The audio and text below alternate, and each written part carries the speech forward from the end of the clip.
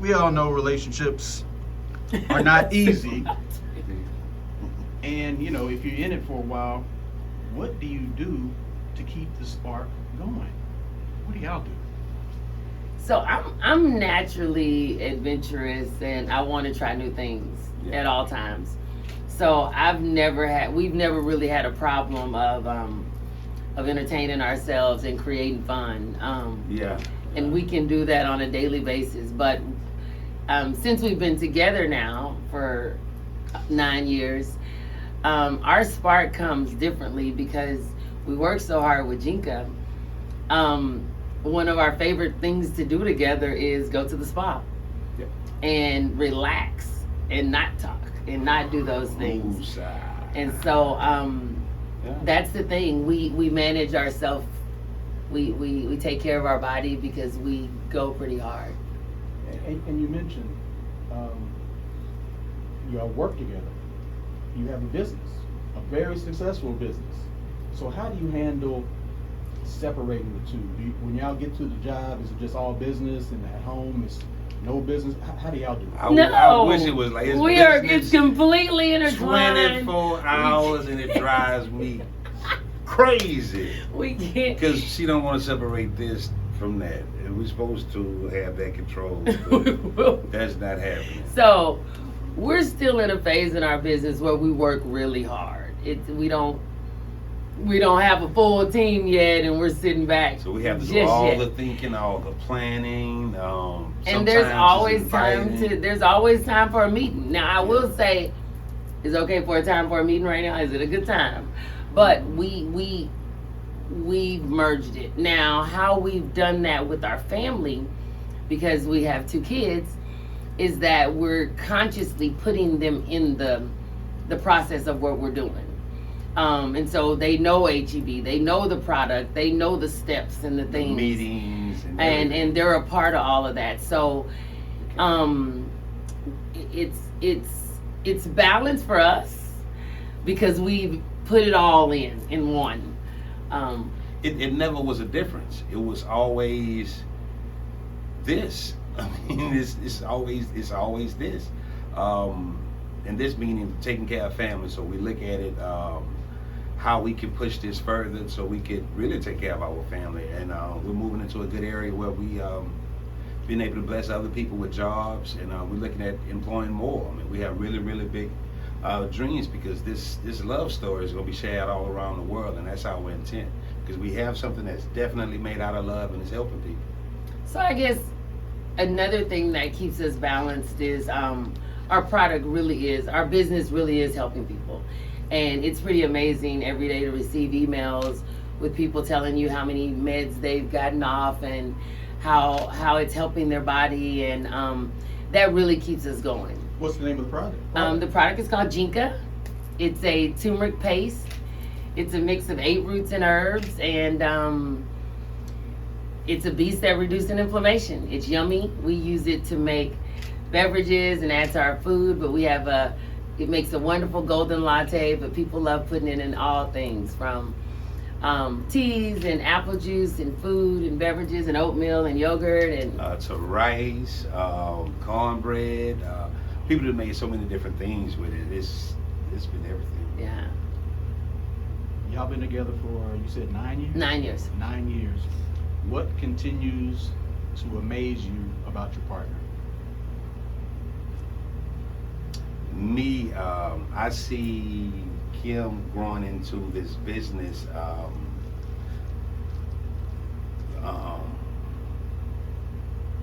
really blossoming, really blossoming, really putting wings up under, wind beneath her wings, and she's really focused on bringing this business to the next level, and I really do appreciate it. Like I said, we've been in business 9 years, and she's taking control. She's making some real good moves, and we're moving in some really good areas, and I love that about her, that she's always challenging herself to learn more, to bring more back to the team. Look, this is what we need to do. Okay, let's think about it. I'll go do my research, check it out. Okay, now we can talk about it, because now you done hit me to something. We can go with it now. I understand what you're saying. Let's do it. And that's what's been our biggest thing right there. But she loves information, and she loves pushing forward. I'm constantly amazed at his ability to solve problems, which is why the product was created, because he was solving my problem. I was diagnosed pre-diabetic, and if y'all know Scorpios, you know that they're gonna get to the root of the thing. And so he wanted to solve that, and that's what he constantly does on a daily basis for us. In terms of the business, when it comes to our ordering our products, and well, he created the product, so that is amazing every day. And to hear people call and talk to him and tell him how their life has changed, that's really cool. But just his creativity. We probably have, this is 5 of probably 200 potential products that we can have. And so all of that is up here, and it's extremely sexy. So, Wow. First time her seeing that like that. Thank you, baby. Another question about just relationships. How do y'all keep the love alive through those rough patches?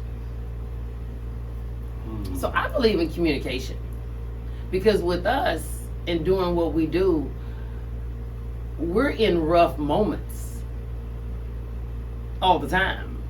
We're making lots of decisions. We're doing a lot. There's funding and resources and all this stuff, right? So we're in it. And this is building and starting this business has been a kind of a series of rough patches. And so what we try to do is just be clear with each other. We try to have clear communication. We're both extremely passionate and extremely sensitive. And so what we do know about ourselves is that's who we are. And so we want to always make sure we have clarity in our understanding and our conversation, and it's respect each other and respect our skills and our lanes, because we both have different skill sets. And I think that's what make it gel together. Because I like to have the old cliche, people, what do you say, your yoke is, what do you say, your yoke got to be even? Well, or ours something are, like it's that. obviously not. So, Well, everything you say, you're supposed to come to the team like this here. Everybody had their own thing, and I don't believe in that, because sometimes you got to be rigid. The rigid it is, the tighter it fits. If you're a carpenter, that makes total sense. You know what I mean, for most people. Because if it's like this here, you got a tendency to slide. Like this here, y'all got things to hold on to. So the things that you weak in, I'm strong in. That's a gap that's filled. You know what I mean? So elevating and looking at life that way, I think it's creating a balance. I really do. Men are from Mars and women are from Venus, and that's a real good. It's a real good book, number one. But to understand that we are different in certain ways and how we can gravitate and make each other better. Once we get to that finite, institution mind, it's harmony. It's bliss. and we've never had a plan B. So this was it, and this is it. Yeah. And so I think when you kind of delete some options, it takes your motivation and your focus into a whole new direction. Yeah. And so, Any advice for young folk out there just starting their relationships, whether they're dating or newlyweds? yeah, I think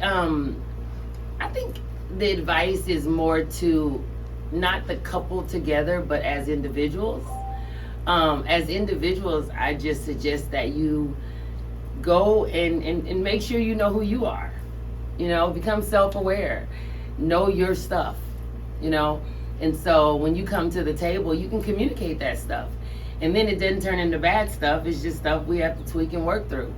And so I believe before you even hook up, there should be a level of self-awareness. And most people, we think we know ourselves, but if you haven't been through anything, any life shifts and kind of turns, you may not really know. And so do some private time and ask some people around you, who am I?